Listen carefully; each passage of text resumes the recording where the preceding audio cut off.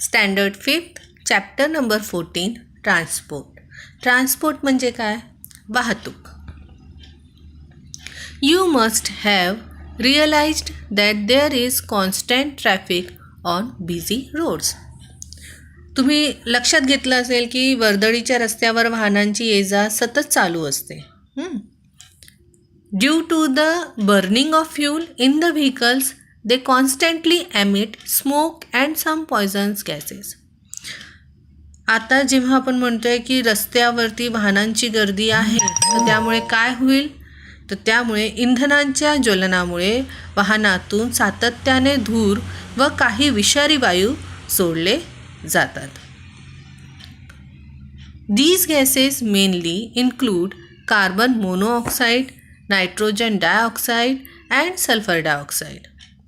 या विषारी वायूमध्ये कुठले गॅसेस प्रामुख्याने कुठली गॅस प्रामुख्याने असते? तर कार्बन मोनोऑक्साईड, नायट्रोजन डायऑक्साईड व सल्फर डायऑक्साईड हे वायूमध्ये असतात. Similarly minute particles of carbon and lead are also released into the air. आता जर आपण म्हटलं की ह्या विषारी गॅसेस सोबत नुसतं विषारी गॅसेस नाही, तसंच धुरावाटे निघणारे कार्बन, शिसे याचे सूक्ष्मकण बाहेर पडतात व हवेत मिसळतात. या घटकांचा अतिरेक झाल्यास, म्हणजे आपण जर म्हटलं की an excess of these substances म्हणजे काय? की जर याच्यामध्ये अतिरेक झाला, जास्ती प्रमाणांचा वाढला वायूमध्ये विषारी गॅसेसचा, त्याच्यानंतर कार्बनचा, शिसेचा, ह्यांचा सूक्ष्मकणांचा, असं जर ह्याच्यामध्ये वाढ झाली, या घटकांचा अतिरेक झाल्यास काय होईल? ते substances lowers the quantity of air in the environment. मग काय होईल की या घटकांचा अतिरेक झाल्यास परिसरातील हवेची गुणवत्ता कमी होत जाईल. लोअर्स म्हणजे कमी होणे, क्वालिटी म्हणजे गुणवत्ता. कशाची? की हवेची. एअर म्हणजे हवेची गुणवत्ता, एन्व्हायरमेंट परिसरातल्या हवेची गुणवत्ता कमी होत जाईल. आपल्याला माहिती आहे की जेव्हा आपण सकाळी झोपेतून उठतो तेव्हा आपल्याला श्वास घेताना कधीच त्रास होत नाही, कारण ते शुद्ध वायू असते बाहेर. तेव्हा इतक्या गाड्या वाहतूक पाहत नसते. पण जसं आता पुढे दिवस वाढत जातो, आपण म्हणतो की दिवस जसं संपत जातो, तसं बघाल तुम्ही की लोक आपल्या कामावर जातात, गाड्यांची वाहतूक सतत ये जा व्हायला लागते. मग त्यामुळे काय होतं की वातावरणामध्ये वायू प्रदूषण हे याचं प्रमाण वाढत जातो आणि मग आपल्याला असं श्वास घेताना त्रास व्हायला लागतो. This is what we call air pollution. याला आपण काय म्हणू? Air pollution. ठीक आहे, हवेचे प्रदूषण म्हणतात. This is what we call air pollution. Air pollution affects animals and plants in the following ways. हवेच्या प्रदूषणामुळे प्राणी, ॲनिमल्स म्हणजे प्राणी, अँड प्लांट्स वनस्पतीवर काय होईल? पुढील परिणाम होतात. फॉलोइंग वेज ते आपण बघूया. Trachea, lung and eye disorders. Trachea, lung and eye disorders. Examples burning of the eyes. म्हणजे काय? श्वासनलिका. ट्रॅका म्हणजे श्वासनलिका, लंग म्हणजे फुफ्फुसे, अँड आय डोळे, त्यांचा काय होतो? डिसऑर्डर्स, त्यांचा विकार होतो, त्याच्यामध्ये प्रॉब्लेम्स होतात काही ना काही. जसं burning of the eyes. Burning of the eyes म्हणजे काय? डोळे जळजळणे, डोळ्यामध्ये जळजळ व्हायला लागते. The leaves of plants shrivel up and fall. The leaves of plant shrivel up and fall म्हणजे झाडांची पाने करपतात व गळतात. फॉल म्हणजे गळणे आणि श्रिवल म्हणजे करपणे. स्प्राउट्स गेट स्कॉच्ड म्हणजे काय? की जे त्याचे कोंब आहे ते जळून जातात.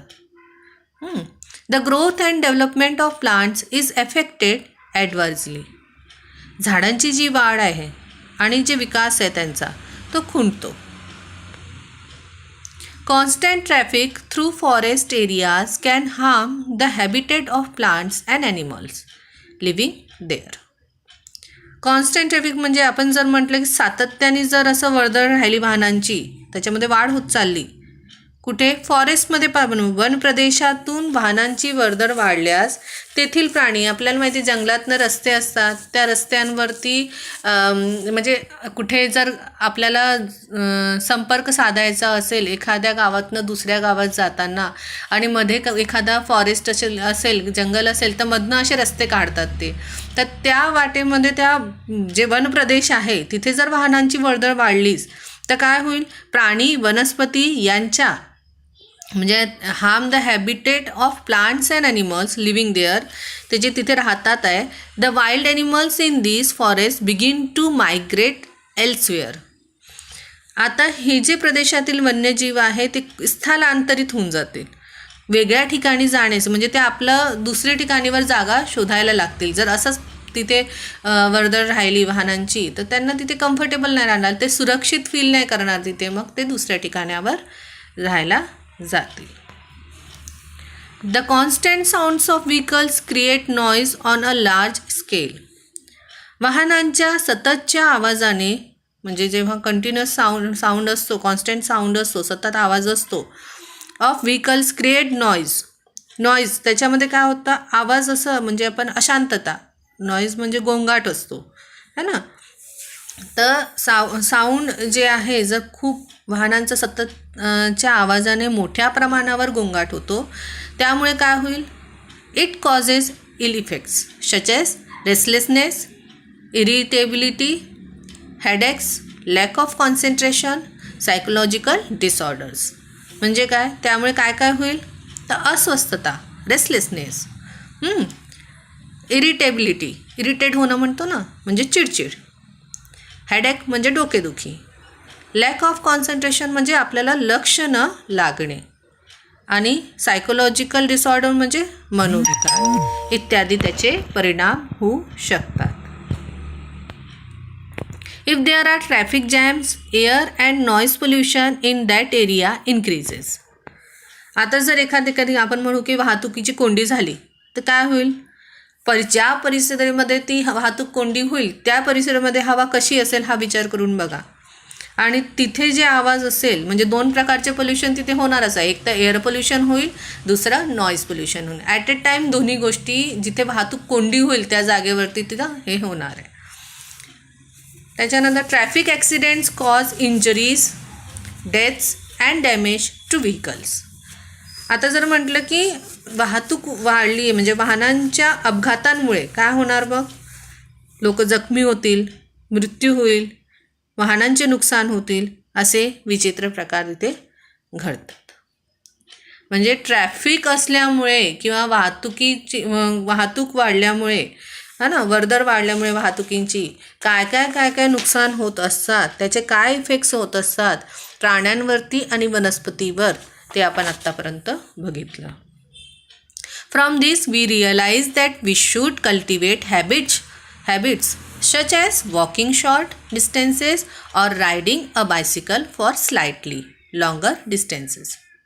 From this, we realize that we should cultivate habits such as walking short distances or riding a bicycle for slightly longer distances. म्हणजे याच्यावरून आपण काय बघतोय, काय लक्षात येते आपल्या, की जवळच्या अंतरासाठी पायी जाणे योग्य राहील, बरोबर आहे. तर थोड्या दूरवर जाण्यासाठी आपण जर थोडंसं अजून लांब जायचं तर आपण सायकलचा वापर करू शकतो, कारण सायकलनी एअर पोल्युशन होत नाही आणि नॉईज पोल्युशन पण होत नाही. अशा सवयी आपण जर लावून घेतल्यात तर त्यांनी आपण आपल्याला हे इतकं जे ऐकलं आहे आपण आत्तापर्यंत जे काही त्याचे परिणाम बघितले आहेत त्यामध्ये आपण काही थोडेफार चेंजेस करू शकू, त्याच्यामध्ये आपला थोडासा वाटा असं समजा. त्यामुळे स्वयंचलित वाहनांचा वापर टाळून आपण प्रदूषणाला टाळू शकतो. स्वतः सायकल जर आपण वापरायला लागलो तर आपण प्रदूषणला टाळू शकतो, पण ते कुठपर्यंत, किंवा थोडं डिस्टन्स आहे म्हणून. पण आपल्याला लांब जायचं असेल तर आपल्याला गाडीचा वापर करणं भाग आहे. आपल्याला घाई असेल, इमर्जन्सी असेल तर आपण वाहनांचा वापर करावा. इतर वेळी सार्वजनिक व खाजगी वाहनांचा वापर आवश्यकतेनुसार केल्यास, म्हणजे आता जर आपण म्हटलं की in this way we can avoid the use of fuel burning vehicles and reduce pollution. जर आपण असा विचार केला की ज्याला फ्यूल लागत नाही अशा गोष्टींचा व्हेकल्सचा आपण विचार केला तर आपण या नॉईज पोल्युशन आणि एअर पोल्युशनला रिड्यूस करू शकतो, कमी करू शकतो. At other times using public or private transport can save time and effort. आता इतर वेळी जर आपण म्हटलं तर सार्वजनिक व खाजगी है ना, पब्लिक आणि प्रायव्हेट असा ट्रान्सपोर्ट. खाजगी म्हणजे प्रायव्हेट आणि पब्लिक म्हणजे आपण जे म्हणतो की सार्वजनिक. सार्वजनिक व खाजगी वाहनांचा वापर आवश्यकतेनुसार केल्यास वेळ व श्रम याची बचत होते. तुम्हाला जर ऑटो रिक्षेचा वापर करायचा आहे, स्वतःची गाडी वापरायची आहे, तर ते आपला वेळ पण आपल्याला जास्ती लागणार नाही आणि श्रम पण लागणार नाही.